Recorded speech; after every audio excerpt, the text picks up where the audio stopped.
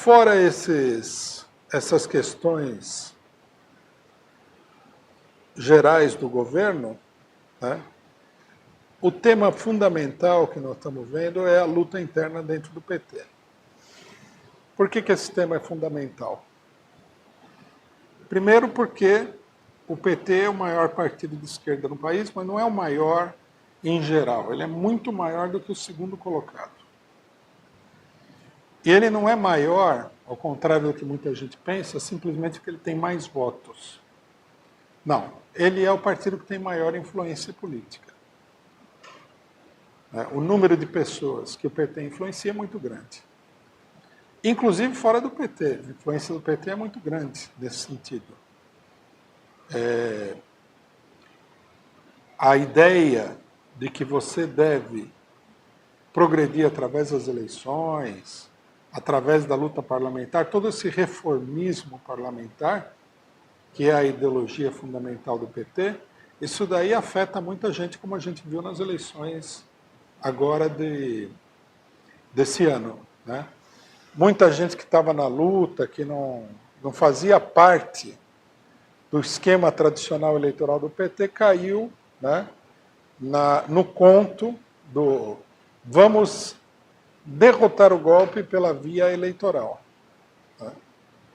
E até agora eu tenho visto aí nas redes sociais, muita gente continua colocando o problema das eleições como se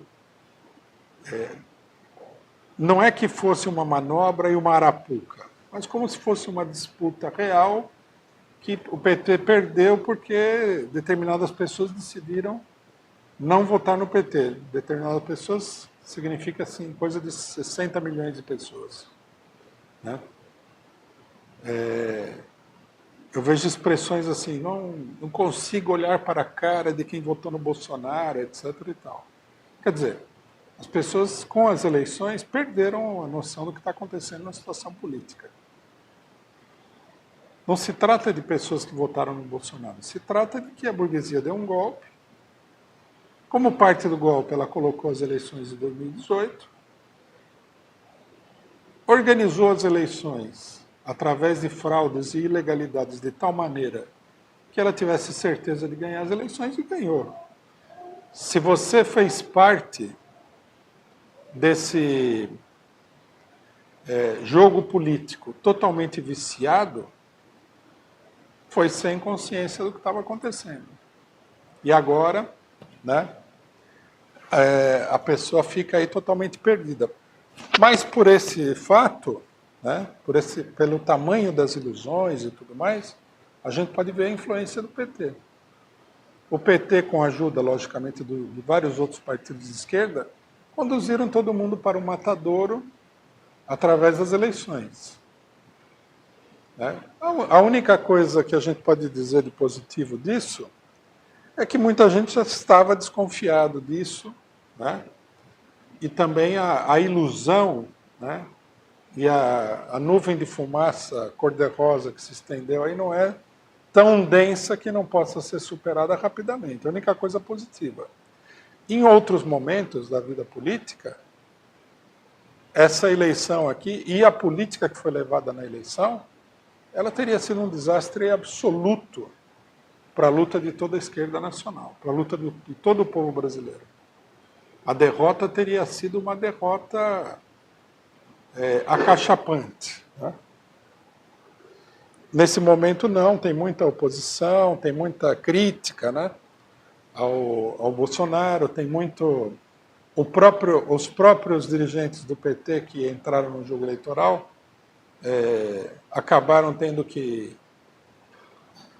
invalidar a eleição do ponto de vista político, impugnar a eleição do ponto de vista político, porque logicamente que não é um grande consenso em todas as pessoas de que isso está acontecendo. Mas enfim, o importante é demonstrar que a influência do PT é muito grande e que, portanto, né, a luta que se trava no PT é uma luta não só para definir a orientação do próprio partido, mas para definir a orientação de todo o movimento de massas, de toda a militância no país.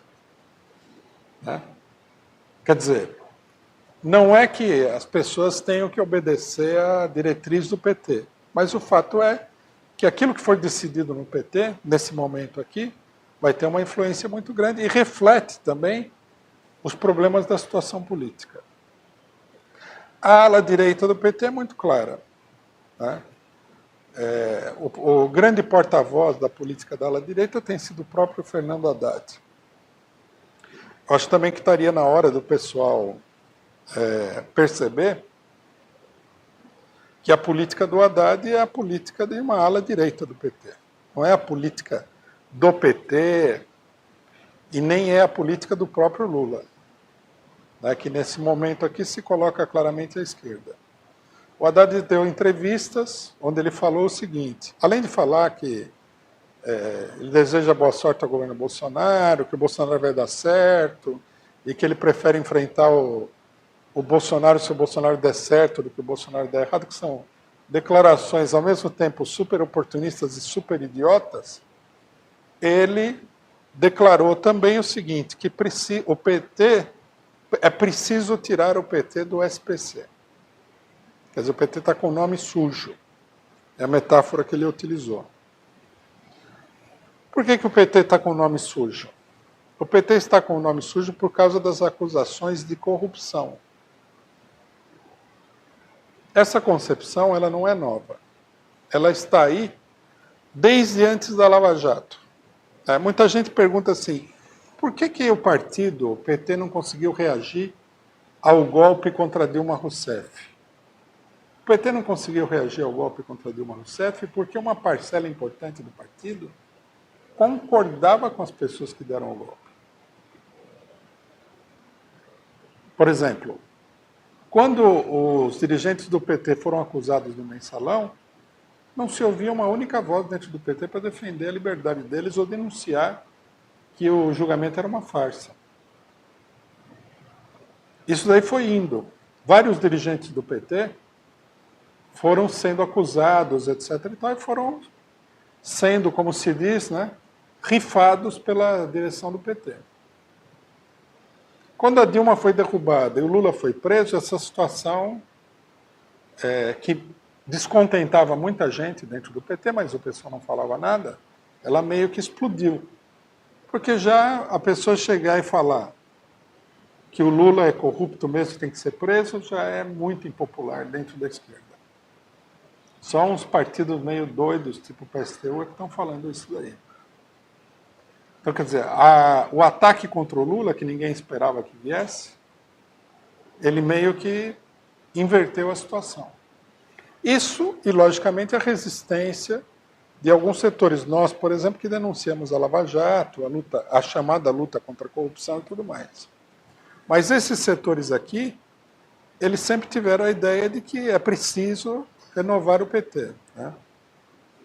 Queria mostrar para vocês uma declaração, uma parte da entrevista do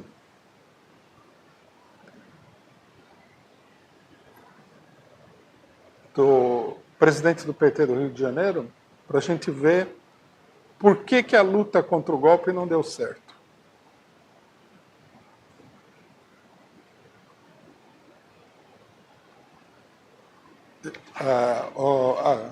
A Veja pergunta, né, o Washington Quaqua, presidente do PT do Rio de Janeiro. O senhor decidiu afrontar a direção nacional do PT, que é contra qualquer tipo de autocrítica? Aí o dirigente do PT responde o seguinte, somos um partido popular, não podemos nos isolar, e eu tenho o direito de discordar. Lógico, todo mundo tem o direito de discordar de tudo. Né? Desde o governo Dilma, resolvemos restringir as alianças e deixamos de fazer interlocução com as forças concretas da sociedade, como militares, judiciário, empresários e religiosos.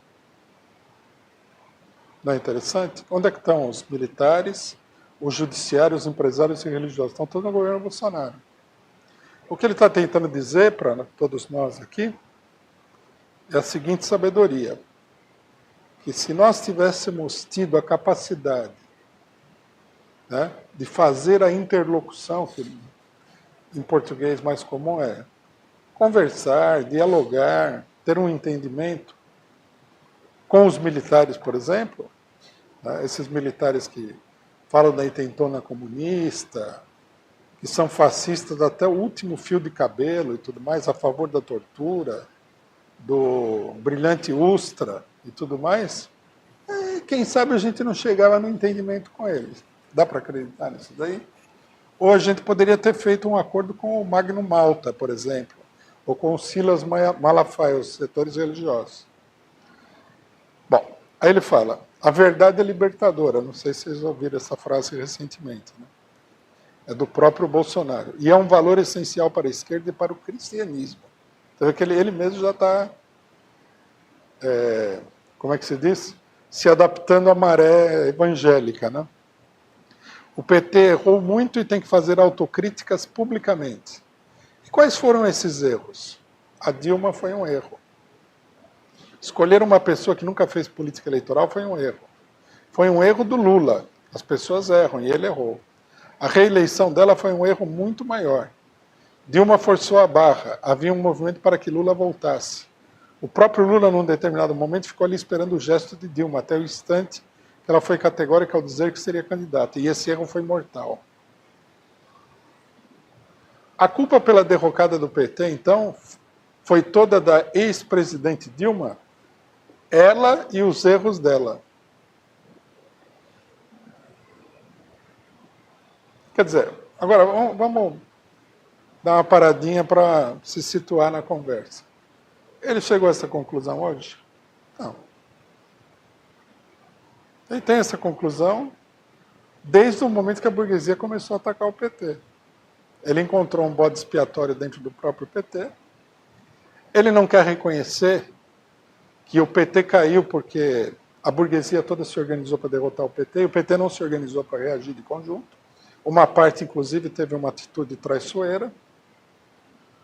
Tá? E ele coloca toda a culpa na Dilma, que na continuidade ele fala que ela é autoritária, incompetente, etc. e tal. Na verdade, o alvo do ataque aí não é a Dilma, é o próprio Lula e é toda a ala lulista do PT. Ele não falou abertamente aqui, porque isso daí, nesse momento aqui é meio arriscado, mas eu já ouvi muito isso antes, na época do golpe, um pouco antes do golpe. Essa ala que fala que tem que tirar o PT do SPC, eles acham que tem que limpar o PT das acusações de corrupção, eliminando os corruptos. O grande problema qual que é? Que entre os corruptos, denunciados e condenados pela Lava Jato, está o Lula. E o Lula é a figura, por uma distância sideral do segundo lugar, se é que existe esse segundo lugar, mais popular do PT. Esse é o entrave da esquerda. Quer dizer, da direita. Eles querem transformar o PT num partido domesticado pelo regime político que está se formando aí, pelo governo Bolsonaro e tudo mais. Um partido que vai lá e faz os seus acordos parlamentares e tal, troca figurinha com a extrema-direita e tudo mais. Eles acreditam que o país vai continuar como está, ou seja, dentro da suposta normalidade. Isso aqui é uma... Aqui nós temos que fazer um pequeno parênteses para dizer para destacar um fato histórico que é muito relevante e que nós vamos discutir na nossa Universidade de Férias, que nós vamos analisar mais a fundo todos os aspectos do fascismo. A esquerda pequeno-burguesa, diante do fascismo, toda agiu de acordo com esse padrão. Parece que alguém no céu escreveu que tem que se reagir assim, e eles agiram assim. Na Itália, né, os fascistas do Mussolini, que muita gente pensa, né, nós vamos mostrar que isso aí é totalmente falso, que o fascismo italiano foi bem mais ameno do que o fascismo alemão. Depois que os fascistas tinham assassinado aí dezenas de prefeitos socialistas, queimado a sede de centenas de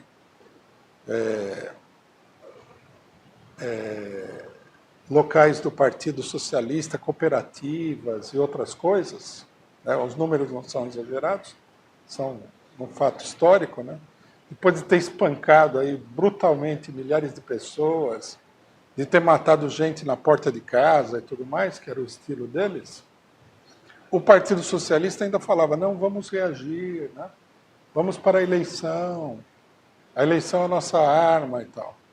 Até o dia que o Partido Socialista foi extinto, todos os integrantes do Partido Socialista e da esquerda em geral foram colocados na cadeia, ou tiveram que fugir do país para não serem assassinados. Eles continuaram com a mesma política de ilusões. Né? O que esse cidadão está dizendo aqui é o seguinte, não, nós erramos, precisamos nos adaptar à nova situação, vamos fingir aqui que nós somos tão religiosos quanto os evangélicos, né, quanto o bispo Macedo, se é que também os evangélicos são tão religiosos assim. Vamos fingir que nós somos tão militaristas e fascistas quanto os militares e tal, e assim nós nos adaptamos à nova situação. Quer dizer, é um processo, né, camaleônico para você continuar fazendo a mesma coisa, pensando que nada vai mudar, o mundo é sempre o mesmo, as pessoas não têm nenhuma política diferente nem nada. E se finalmente tudo isso daqui terminar em desastre, como até agora vem terminando, vem acontecendo, a pessoa não vai fazer nenhuma autocrítica. A única autocrítica que eles querem é adaptar o PT à direita. O resto, eles não fazem autocrítica. Não vi nenhuma autocrítica de que colocar todas as fichas na campanha eleitoral foi um erro absurdo. Até agora não ouvi essa autocrítica. Então, esse cidadão aqui, ele